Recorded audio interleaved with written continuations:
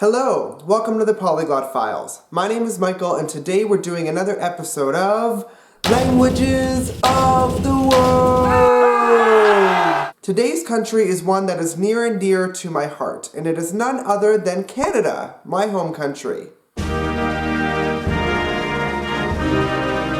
Now I know what you're thinking. Canada's full of polar bears and Tim Hortons and enough maple syrup to kill a snowshoeing moose drunk off Molson Canadian, eh? But for the average Canadian, life is not how the rest of the world expects it to be for us. I've never even seen a moose before.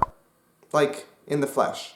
We live a fairly normal, I dare say, American lifestyle, but Canada's embrace of multiculturalism does give us a pretty interesting linguistic landscape. Due to the Official Languages Act of 1969, both English and French are recognized official languages of Canada. Additionally, there are 65 Indigenous, or what are known as Aboriginal languages, and combined with immigrant and minority languages, it is estimated that 20% of the Canadian population speaks another language natively that is not English or French. But before we delve into that interesting statistic, let's look at Canada's official languages. According to official 2011 census data, 21.4 million Canadians speak English natively and 6.8 million Canadians speak French natively. In fact, the two official languages share quite a similar history in Canada.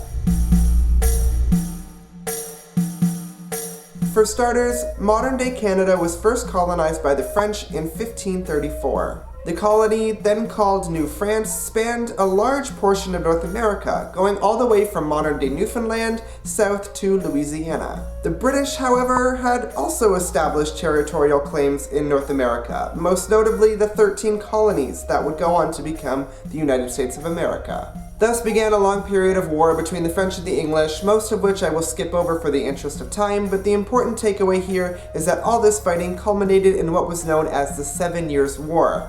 The British beat the French, and the French gave up majority of their land in North America in what was known as the Treaty of Paris in 1763. Today, most French speakers in Canada live in the province of Quebec, and relations between the English and the French are generally pretty good. Generally. Don't hurt me. In the case of English, while there are some differences in the English spoken here in Canada, Canadian English remains fairly mutually intelligible with all other forms of English. Which you could probably already tell because I'm speaking Canadian English right now. However, one of those notable differences in Canadian English is what is known as Canadian raising. In fact, this is a phenomenon that is responsible for Canadians saying out and about. I know, it's hilarious, right? We sound like moose. In short, Canadian raising affects these two diphthongs before voices consonants, effectively raising their pronunciation in the mouth. For example, let's look at these two words. Normally, myself and other Canadians would say cloud with an ow sound, but we would say clout with almost an oat sound. That distinction doesn't appear in American English, where these words would be pronounced like cloud and clout. Clout. Clout. I don't know, it just seems like it's too much work to say clout. Canadian raising also affects other ow sounds, such as house and scout, and also words with an I sound, such as height and light and night. I was out of the house at night, so I turned on the light. Now obviously, I'm exaggerating the accent a little bit so that you can really hear it, but the quality of the accent itself also changes depending on where you are in Canada. For those of you who have visited Canada, you may not have noticed this accent at all, especially if you only visited a major city like Toronto or Vancouver. And that seems to be because the accent is a lot more pronounced in small towns or in rural areas, but that's just my observation. If you've ever visited Canada, let me know if you notice the accent in the comments below. Do I even have an accent when I speak? In addition to Canadian raising, there is also distinct Canadian vocabulary. For example, we love to use the word a, as in, this is a great video, eh? In short, there are actually rules for how to use a, and it has been studied linguistically. And chances are, if you're not a Canadian and you're trying to use the word a, you're probably not using it correctly. How are you doing today, eh? Further, Canadians sit on our Chesterfields while we change the TV channel with our converters. We get water from a tap.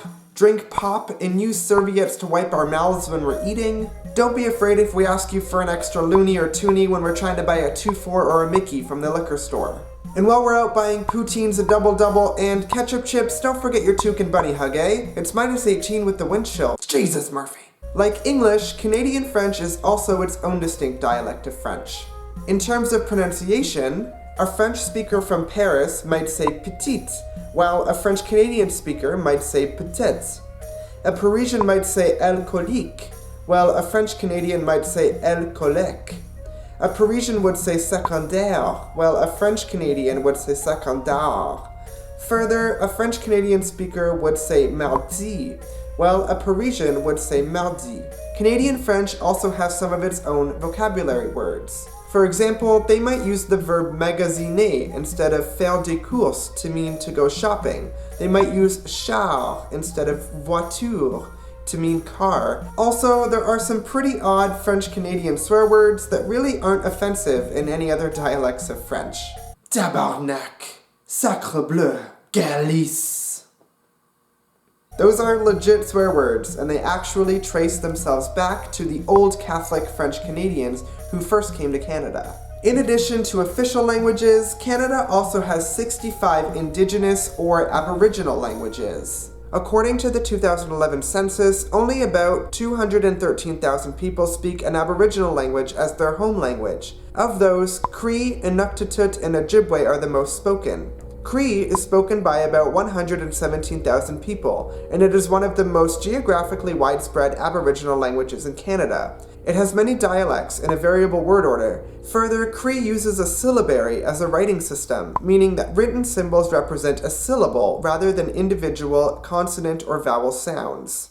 Inuktitut also uses a syllabary as a writing system. It is spoken by about 34,000 speakers, mostly in the northern regions of Canada, and it is an Eskimo language. Like other Eskimo languages, Inuktitut is agglutinative, meaning it uses morphemes added to roots to express entire thoughts or entire sentences. Ojibwa comes in as the third most spoken Aboriginal language in Canada, with just over 32,000 native speakers, but it is not a Canada-specific language.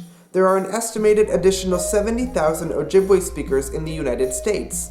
Ojibwa is an Algonquin language, meaning it is related to Cree, and like Cree, Ojibwa has a variable word order. Of course, there are many other Aboriginal languages that are also spoken in Canada, many of which are endangered. Interestingly, one of the most endangered languages in Canada is called Inuiaq, and not only is it an indigenous sign language, but it is also a language isolate. While some object to its existence, there are an estimated 47 speakers of Inuiaq in Canada, all of which live in the remote communities of Nunavut. Unfortunately, very little is known about Inuiaq, and with its small number of speakers, the opportunity to learn more about it is dwindling. Lastly, what video about the languages of Canada would be complete without talking about immigrant or minority languages? Canada is a very welcoming and multicultural place, and a lot of Canadians see no problem with immigration.